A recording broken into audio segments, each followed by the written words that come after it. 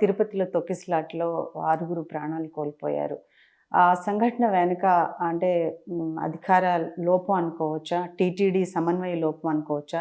EO కానీ, అక్కడ chairman గానీ, అక్కడ పరిస్థితులు ముందే అవగాహన లేక ఇంత పెద్ద ఎత్తున ఈరోజు చరిత్రలో మర్చిపోలేకుండా ఒక సంఘటన జరిగింది. 6 మరణించడం జరిగింది సార్. దాదాపుగా 48 మంది క్షతగాత్రులయ్యారు. ఇంకా కొంతమంది అస్వస్థతలోనే ఉన్నారు. ఎంతమంది అనేది ఇంకా ఒక క్లియర్ కట్ మెసేజ్ అయితే రావట్లేదు సార్. ఎలా చూడొచ్చు సార్ ఈ సంఘటన? ఇప్పుడు గతంలో అయితే 4-5 లక్షల మంది వచ్చిన బ్రహ్మోత్సవాల్లో కూడా సార్ టీటీడీ వారు మేనేజ్ చేయగలిగినారు. చిత్తూరు పోలీసుల సహకారంతో అయితేనేమి, వారి సిబ్బందితోనైతేనేమి మేనేజ్ చేయగలిగినారు. ఇక్కడ ఉన్నది కేవలము 2000 మంది మాత్రమే, అంతకంటే ఎక్కువ 2000, 2500 మంది ఉన్నారు. అక్కడ తొక్కిసలాట జరగడం అంటే ఆశ్చర్యకరంగా ఉంది.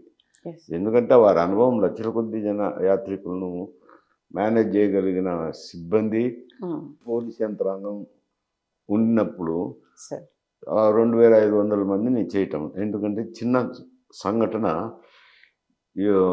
యాత్రికుల్లో ఒకరు అస్వస్థ కాలంతో వారిని బయటకు తీసుకువెళ్ళేదానికి సిబ్బంది గేటు తెరిచినప్పుడు టోకన్ల కోసం ఎగబ్రాకినారంట. అంతా ప్రావడంతో అటువంటి సంఘటన జరిగింది. ఇందులో కొంత సిబ్బంది జాగ్రత్తగా ఉండాల్సింది. టీటీడీ సిబ్బంది అయితేనేమి, అక్కడున్న బందోబస్తు ఉన్న పోలీస్ యంత్రాంగం అయితేనేమి. ఎందుకంటే పోలీస్ యంత్రాంగం ఇన్వాల్వ్ కావాలంటే టీటీడీ సిబ్బంది మేము చూసుకుంటాంలేండి అని అంటారు. వాళ్ళని అంత తొందరగా రానివ్వరు. అదొక సమస్య కూడా ఉంది ఆడ.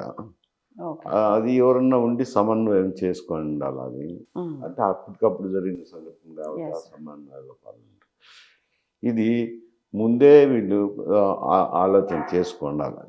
టీటీడీ జేఈఓ కానీ, ఈఓ కానీ, వాళ్ళ సిబ్బంది కానీ, చైర్మన్కి సంబంధం లేదు, సిబ్బంది కానీ తగు సూచనలు చేసిండాలా, తగు ఏర్పాట్లు చేసిండాలా. అందులోనూ ఇంతకుముందు గతంలో కూడా వైకుంఠ ఏకాదశి నాడు వైకుంఠ ద్వార దర్శనం అనేది ఎప్పటి నుంచో అనాదిగా వస్తున్నది. ఇప్పుడు టోకన్లు ఇచ్చిన బాపత లేదు. ఇది జగన్ వైఎస్ఆర్సీపీ ప్రభుత్వం వచ్చినప్పుడు ఈ కొత్త సిస్టమ్ పెట్టినారు, టోకన్ల సిస్టమ్. అంతకుముందు టోకన్ల సిస్టమ్ లేదు, టోకన్ల సిస్టమ్ పెట్టినారు. ఆ టోకన్ల కోసం జనం ఎగబ్రాకినారు. దాంతో తొక్కిసలాట జరిగింది. గతంలో ప్రవేశపెట్టిన దాని వల్లే ఇప్పుడు ఇది జరిగింది అనుకోవచ్చు సార్. అంటే అదే టోకన్లు, టోకెన్ సిస్టమ్ వైఎస్ఆర్సీపీ ప్రభుత్వంలో ఉన్నప్పుడే ఆ పాలసీ అమలులోకి తీసుకొచ్చారు. టోకన్ల సిస్టమ్ అని, ఏకాదశికి టోకన్ల సిస్టమ్.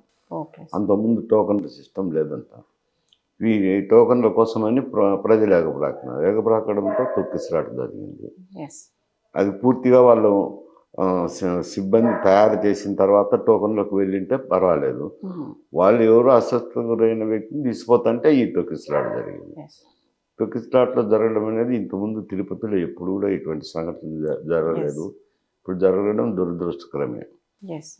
ఈరోజు ముఖ్యమంత్రి గారి ముందు ఈవో, చైర్మన్, దానికి సంబంధించిన జేఈ అందరూ సమీక్ష సమావేశం నిర్వహించారు సార్. నిన్న జరిగిన సంఘటనతో అయితే చాలా పెద్ద ఎత్తున ఈవో గారు, చైర్మన్ గారు ఇద్దరు కూడా గొడవ పెడుతున్న సంఘటనలు చాలా వెలుగులోకి వచ్చాయి అనమాట. ఒక టైంలో చంద్రబాబు నాయుడు గారు కల్పించుకొని అసలు ఏం జరుగుతుంది అని సీరియస్ గట్టి వార్నింగ్ ఇచ్చి అసలు దేని మీద మనం కూర్చోడానికి వచ్చాము, మాట్లాడుతున్నాము, మీరేం చెప్తున్నారు అంటే ఈవోకి, చైర్మన్కి సమన్వయ లోపం ఉంది అనేది చాలా క్లియర్గా ఓపెన్ అవుతున్న విషయంగా తెలుస్తుంది సార్. సమన్వయ లోపం అది వేరేండి. ఈ సంఘటనకు సంబంధించి చైర్మన్కి సంబంధం ఉండదు, చైర్మన్కు సంబంధం ఉండదు. ఈఓ గారు, జాయింట్ ఈఓ గారు వాళ్ళకు సంబంధమే ఉంటుంది, వాళ్ళు సమన్వయం చేసుకోవాలి. ఇక్కడ వచ్చిన సమస్య జేఈఓలకు ఈఓ మధ్యన సమన్వయ లోపం, సరైన అండర్స్టాండింగ్ లేదని, ఒకరికొకరు మాట్లాడుకోవడం లేదని, సరిపడడం లేదనేది ఒక ఆరోపణ ఉంది. అంతేకాకుండా చైర్మన్తో కూడా ఈఓ సక్రమంగా లేడని. ఈఓ గారు చైర్మన్తో కానీ, జేఈఓలతో కానీ సక్రమంగా ప్రవర్తించక మనస్పర్ధలు ఉన్నాయంట. ఎస్. దానివల్ల ఆ కోఆర్డినేషన్ లేకుండా పోయింది. ఆ కోఆర్డినేషన్లో భాగంగానే ఎప్పుడు చర్చించుతున్నారు ఏమిటని ఇద్దరు వాదులాడుకున్నారు. మనిషి చైర్మన్ అయినాక మీరు మాట్లాడాలి కదా, ఎప్పుడైనా మీరు ఎప్పుడు మాట్లాడినారు అని చెప్పి వాళ్ళిద్దరి మధ్య వాదులాడ జరిగింది. అదేవిధంగా జేఈఓలకు కూడా ఆయనతో సరిగా లేదంట. అంటే చైర్మన్ ఈఓ గారు అందరినీ సమన్వయం చేసుకొని పోవటం లేదు. ఓకే.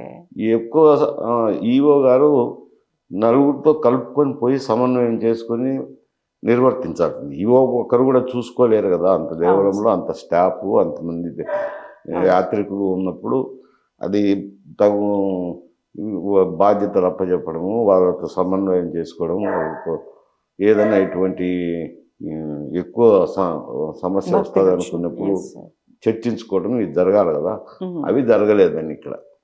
దాని మీదట చైర్మన్ ఈఓ ఒకరి మీద ఒకరు సంవాదం చేసుకున్నారు. దాన్ని ఆయన సమాలించినారు అనుకోండి. మళ్ళీ ఆయన కొందరిని సస్పెండ్ చేయడము, కొందరిని ట్రాన్స్ఫర్ చేయడం కూడా జరిగింది.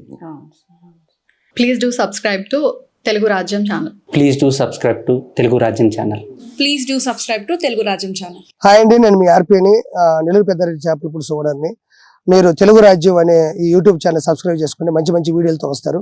Thank you so much. Hi people, I'm Sonakshi Verma and you please watch Telugu Rajyam and please subscribe to the channel.